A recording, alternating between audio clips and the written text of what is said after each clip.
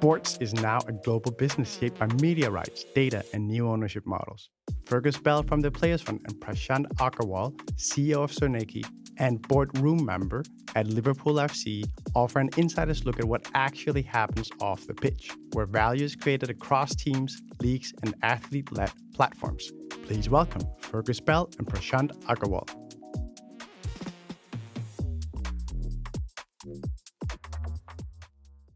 Prashant and I are trying to give some indication and an illustration of the athletes and rights holders' new role in venture capital from two different lenses. Myself, very quickly, we launched the Players Fund, which is the first athlete-led VC fund. We have about 200 athlete LPs from all around the world, and we focus on a very different value creation mechanism. Everyone thinks about social posts and billboards. Our whole USP is that at the pre-seed through to Series A, these individuals add meaningful value through their networks, through the C-suite connections, the politicians, the ultra-high net worths, and the other public figures that they know. And so they play a very unique role in amplifying these early-stage companies. And passing over to Prashant, who's had the experience with sporting rights holders, as to how sporting rights holders also play a new and very key role in the incubation phase of early-stage venture. Thanks, Fergus, and a pleasure to be here. Special thanks to GoWest for hosting this fantastic event. Andreas, you as well, thanks to you. Myself, Prashant Agarwal, I'm an Indian origin. Sports has been kind of my lifestyle, or I've dreamt of sports since a kid. I was born in a cricketing world, but football was always a dream for me. And my journey, very separate from family business, which has been more into infrastructure and construction and mining, ventured into sports side as well as one of my first own startups in India, where I've dealt personally a lot with the world of football and what role does image rights, TV rights, and so on play in the day-to-day world. I represent Scandian. Scandian is more of an infrastructure company. Here based out of Sweden, Gothenburg, where we acquired Cerneki International and Elofansen International. Two worlds very different from the sporting world, but me and Fergus were brainstorming that sports is a catalyst. It's kind of an integrator. Sports is not just one particular sector. It's in fact a universe in itself. Sports integrates into politics. Sports integrates into common people like us in their lifestyle. Sports integrates into IT, health tech, fintech, medtech, you name it. Sports is there at the epitome of each and every business, and every business requires and uses sports as a platform to promote or to raise even investments. And me coming more from an investor's family, or myself being an investor, I've also done kind of a startup in India long back, which was the first OTT platform in India called Vecta. And Vecta was way before even we have had Via Play Sports over here, where I kind of started gathering the rights and launched Vecta in India in 2014. And the idea came just with the pure size of the market in India in terms of going ahead and showing live sports over an OTT platform, where we acquired the great McGregor and Mayweather fight. And it was a pay-per-view, and within just 1 week, I acquired 23% of market share in India, and I took an exit in 2017 for almost $60 million on Vecta by selling it to World Sports Group. And that's the beauty of sports, rights, and when you smartly acquire certain kind of rights, what role and impact it would play. As I'm saying that, today, I'm also sitting in the boardroom of Liverpool, an English Premier League club, and we often discuss about sport because we don't look Liverpool Football Club as just an English Premier League club. We look at it, how do we make impact on the social side, where we impact people's livelihood, where we make difference to people, where we talk about gender equality, women, men, what kind of roles do we play, what kind of ambassadorial role it comes into picture. I'm just returning from last week in Davos, and in Davos itself, we saw the likes of Sir David Beckham to Steven Gerrard being present in some of the stands with Standard Chartered Bank to IMF, and discussing how sports is kind of integrating the global economy as well. So it's a valid point. A lot of people always ask me, how on earth did athletes end up as angel investors? And there's a very common maybe misconception, which is they throw money at stuff they like the look of. There's a clear evolution of the athlete or the celebrity investor, if you will. You get the early angels of the West Coast typically tapping into Silicon Valley, the Kobes, the Shaqs, the LeBrons of the world, largely through relationships with GPs.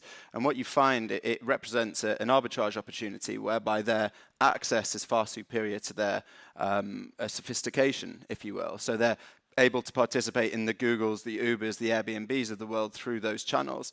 It then evolves into syndication through the 2010s and 12s. We see Serena Williams, Dwayne Wade, Aaron Rodgers bringing teammates into deal flow, really correlating with the rise of social media, realizing they can amplify what is typically consumer-facing stuff. But naturally, these individuals become more sophisticated. They diversify into B2B SaaS, cybersecurity, and thus the third and final stage is them launching their own funds. Kevin Durant, Aaron Rodgers, Steph Curry, Serena Williams, Maria Sharapova, and we have seen that play out over the last 15 years, but naturally it taken to Europe a little bit later. So to answer the very common question is, how do athletes end up here? And really one for Prashant is, rights holders like Liverpool, you mentioned you're on the board there, they now play a key role in being amplification channels for early stage technology. Liverpool's relationship with Google DeepMind and building of the Tactic AI. Could you tell the room a little bit about how an organization of multifaceted verticals can amplify young technology and young teams as they're iterating? No, absolutely. I mean, deep tech has been one of the key discussion points in the sporting world. People often just see what is visible on their screens, but they don't understand the science behind it. Sports in general is very much into the world of deep tech. Even before Liverpool got into the tech world, I would say that somewhere sports science came into effect very much in Europe, and that it started from Milanello, which is from AC Milan Football Club. And AC Milan Football Club back in early 2000s started investing in Milanello, which is a lab which heavily invested into sports science in terms of trying to understand how do they identify player injuries, how do they help players recover faster, how do they even go ahead and do talent identification. And today we are seeing use cases which are actually into implementations with the new AI world, where we are using AI cameras even to go ahead and identify talent around the world. We are going ahead and using AI-related cameras when an athlete is actually performing on the field. What is his efficiency? How he has slept yesterday night? To what kind of maximum percentage of his output he would be able to deliver on the pitch today. So coaches go ahead and use these kind of technical aspects while deciding their squads today. And we are able to predict even player injuries as well as their recovery much better than what is happening earlier. But from a sporting world perspective, how do rights holders or people bring in valuations? I would also like to take classic examples other than my own club, Liverpool Football, is let's look at Qatar Investment Authority. They invested in PSG. People had underwritten that PSG would never win Champions League till last year, where PSG played a very significant role together with Qatar Investment Authority, because Qatar also invested in a similar concept like Milanello in Aspire Academy, which they have built in Qatar. And this is, again, a sports science lab where Qatar as a group, they went ahead and acquired the football club. They have acquired other football clubs as well. And they are using AI, they are using deep tech, they are using medtech in order to identify talent, and they are trying to amplify.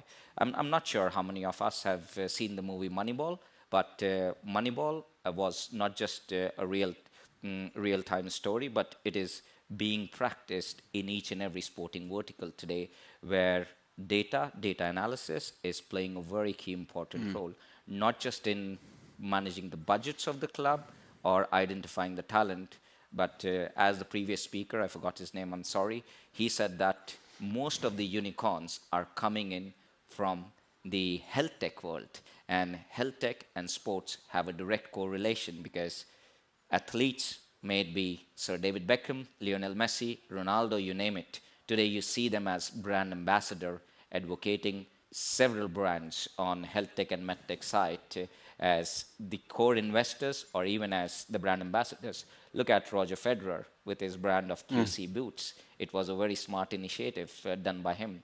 He himself said, I don't want to endorse another brand. I will create my own brand. And lots of people think, obviously, that investment plus IP goes hand in hand, and ultimately that should never be the case for early stage investing, which is what we advise our athletes. It's a dual risk. One of the key trends which we're touching on is that you're now seeing, such as the amplification of sport, we're now seeing sport as somewhat of a luxury good. I think the stat is that the price of live sport has increased 300% since 2021, and we've moved from the, let's say, the era of stuff to the era of experience where people are willing to spend more. And the trickle down of that is this trend of football clubs, large sporting rights holders now wanting to participate in the grassroots of technology.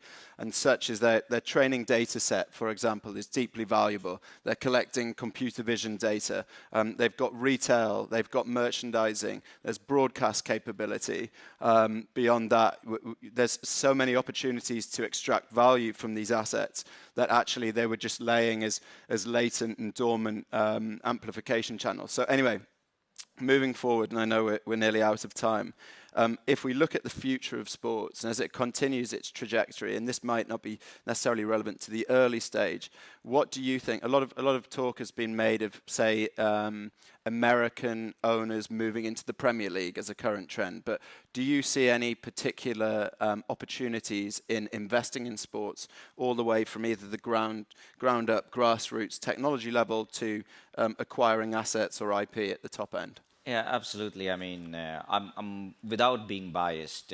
Today is, of course, an historic moment for Europe in general because we in Europe, we have managed to sign the mother of all deals, what we are calling it as. That is the EU-India Free Trade Agreement, which is opening almost 9,500 tariff channels.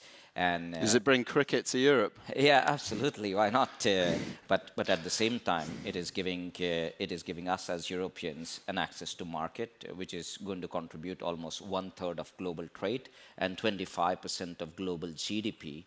That is what we are going to deal with through this agreement. But talking about investments, as I gave the classic example of Vecta, Vecta just a $1 million investment with an exit value of 60 million plus. IP. And, yes, and that is back in 2017. If you look at it today, I mean, in the world of deep tech, AI, with quantum coming into effect also, we require use cases, we require applications, and these use cases and application will happen in a market where there is a population of 1.5 billion and with 5G mobile users as many as 1.1 billion 5G mobile users today. We don't have full 5G implementation in entire Europe even. So as an early investor, get into a market. I would take, let's say, ice hockey rights from Scandinavia and try to launch it in a market which is having 1 billion plus TV viewers. And in day one, my IRR might not be even 5% or 8%. But over 4 years period of time, if I'm able to have eyeballs as many as 400 million viewers, I have built a valuation, and that is the right time to bring in investors and take in an exit at an IRR of probably 200%. Yeah. So that is those are the kind of markets. Yes, Americans are getting into the Premier League, but at the same time, we need to start understanding the new geopolitical aspect as well. And really, AI is going to play a massive, massive role in future. Together with quantum computing, we need to look at use cases and use cases where we are able to practice it freely, bring in R&D, bring in evaluation, look at what kind of consumers we want to focus in. And in any tech investment, it's the aspect of valuation. How do we bring in that value addition by minimum investments is what any investor wants today. And from that perspective, I truly believe that in markets which are emerging, where we want to look at scale, because without scale, there is no real value.